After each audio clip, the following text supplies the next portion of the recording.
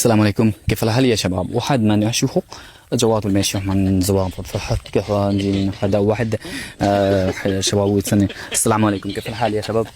আমি এখন কুমড়া লতার সরাইতে আছি তারপর ধান লইব আর ট্র্যাক্টর দিব এই আমাদের কাজ طيب وحمد سحود.